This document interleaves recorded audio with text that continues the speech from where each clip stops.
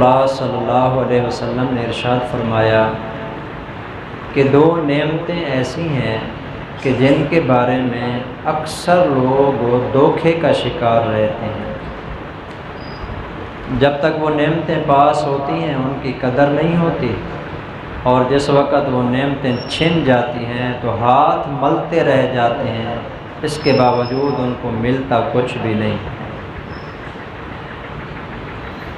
ان میں سے ایک نعمت حضور فرماتے ہیں الصحت، صحت اور تندرستی ہے، اس کی قدر کیجیے۔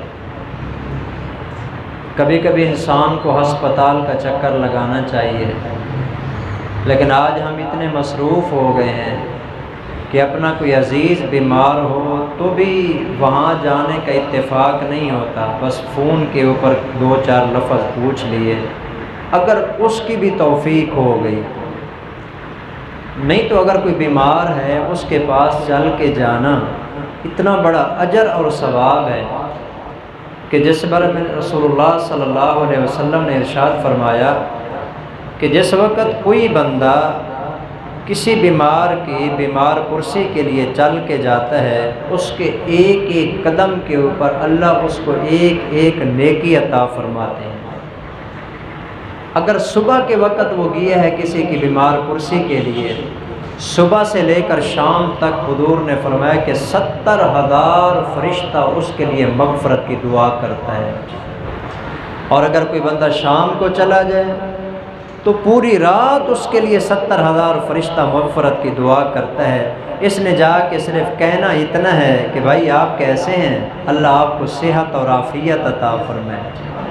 ہسپتالوں کے اندر جا کے دیکھیں، وہاں جا کے جب دیکھیں گے نا اپنی صحت کی قدر ہوگی تو آپ اپنی صحت کو دیکھ کر کہیں گے اللہ تیرا شکر ہے کہ تو نے مجھے صحت عطا فرمائی۔ تو ایک صحت ہے، اور دوسری چیز آپ نے فرمایا والفراغ، یہ جو اللہ نے وقت اور تندرستی کے ساتھ ٹائم دیا ہے، ٹائم، وقت، انسان کو ٹائم ملا ہے، فرصت ملی ہے، نماز پڑھ سکتا ہے، روزہ رکھ سکتا ہے، دین پر عمل کر سکتا ہے، قرآن کی تلاوت کر سکتا ہے، اچھے اعمال کر سکتا ہے، اچھی بات کر سکتا ہے، اچھی بات سن سکتا ہے۔ یہ فرصت اور یہ جو وقت ہے نا اللہ کی، یہ بھی بہت بڑی عظیم نعمت ہے۔ اس صحت کے حوالے سے میں نے بات کرنی تھی۔ صحت تو پورے جسم کی بہت ضروری ہے، لیکن دو چیزیں ایسی ہیں جن کی صحت بہت زیادہ اہمیت کی حامل ہے جی، ان میں سے ایک آنکھیں اور دوسرے کان جی۔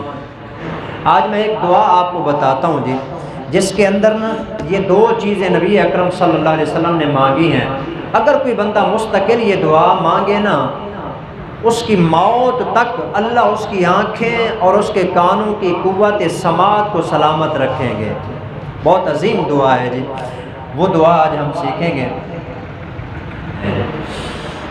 اللہم متعنی بسمعی و بصری ما احییتنی۔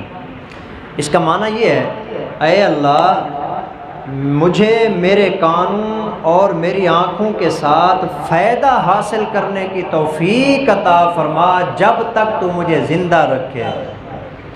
یعنی میں جب تک زندہ ہوں نا، یا اللہ میری آنکھوں کو بھی سلامت رکھنا، یا اللہ میں جب تک زندہ ہوں میرے کانوں کو بھی سلامت رکھنا ہے۔ حضور کی بتائی ہوئی دعا ہو، اس کے اندر ایک تاثیر اور طاقت ہوتی ہے جی، اس لیے اس کو اپنے ورد میں شامل کریں، پکی پکی اس کی عادت بنائیں جی۔ انشاءاللہ جب اس کی عادت بنائیں گے نا تو اللہ پاک اس کی برکات کے ساتھ پوری زندگی جو ہے نا آنکھوں اور کانوں کی بیماریوں سے سلامتی عطا فرمائیں گے۔